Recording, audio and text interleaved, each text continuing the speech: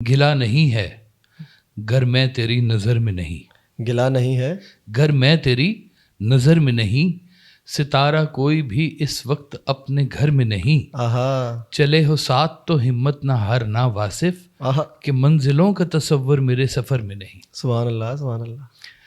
تو آپ کے تو اشعار بہرحال بڑے تھوڑے سے ہیں، مطلب صرف دو کتب ہیں اردو کی، ایک پنجابی کی، لیکن وہ اتنے قیمتی اشعار ہیں کہ سبحان اللہ۔ حضرت صاحب کے حوالے سے میں سننے کو ملتا ہے جب انہوں نے پوئٹری شروع کی تو ایک ہی رات میں کئی 300 اشعار آپ نے لکھے جی ایک رات میں۔ کیسے آپ دیکھتے اپنے والد کو ایسے؟ اس پہ یقیناً کہ میں ہوئی ہوگی، کافی ڈیبیٹ ہوئی ہوگی آپ کے لوگوں کے ساتھ۔ بس وہ یہ بات جانتے ہیں کہ میریکلز ڈو ہیپن، یہ ہوتے ہیں، آج بھی ہوتے ہیں، چونکہ واسب نے نا کبھی شاعری کو اس طرح کا ٹول نہیں بنایا جیسے شاعر حضرات بناتے ہیں، نہ ان کا مقصد شاعر بننا تھا۔ لائک کون سا آپ ٹول کہنا چاہ رہے ہیں؟ ٹول میں کہنا چاہ رہا ہوں کہ جہاں پہ لوگ پوئٹری کو یوز کرتے ہیں سمبولیکلی خواتین کے لیے، میں ایک مثال بھی اگر دے دوں تو مجھے ایک شعر اس کا یاد ہے جی جی، کہ کاش میں تیرے حسین ہاتھ کا کنگن ہوتا ہے، تو اس طرح کی شاعری جو ہے نا وہ اولیاء کے حوالے سے ہوتی نہیں ہے۔ وہ تصوف کی ایک بات ہوتی ہے اور اس میں یا ذاتی واردات ہوتی ہے یا اس کے بیچ میں کچھ میسج ہوتا ہے، اس کے علاوہ اور کوئی بات نہیں ہوتی۔ تو انہوں نے کم شاعری کی لیکن بہت جامع اور زبردست شاعری کی، ایسی شاعری کی کہ عابدہ پروین نے بھی پڑھا اسے، میں نعرہ مستانہ، میں شوخی رندانہ، نصرت فتح علی خان صاحب نے کئی قوالیوں میں سرکار کو پڑھا ہے، مہدی حسن صاحب نے پڑھا ہے، حامد علی خان نے پڑھا، مطلب دیگر جتنے بھی ہیں سب نے سرکار والے صاحب کو پڑھا ہے اور پڑھتے جا رہے ہیں ماشاء اللہ۔ میں دیگر سوالوں کی طرف آؤں گا۔ اپنے والد صاحب کو آپ نے ایز اے شاعر کیسا پایا، ایز اے والد کیسا پایا، ایز اے استاد کیسا پایا؟ نہیں، شاعر تو میں نے کہیں نہیں پایا جی۔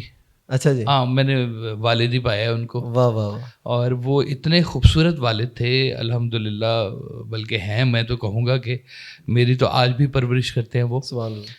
تو وہ ایسی شخصیت کا احاطہ ان کا تھا سارا کہ اسی کے بیچ میں ہی شاعر بھی ہے، اسی کے بیچ میں ایک بہت بہترین استاد بھی موجود ہے، ایک گرو موجود ہے، بلکہ کہنا چاہیے کہ ایک شیخ موجود ہے۔ واہ واہ۔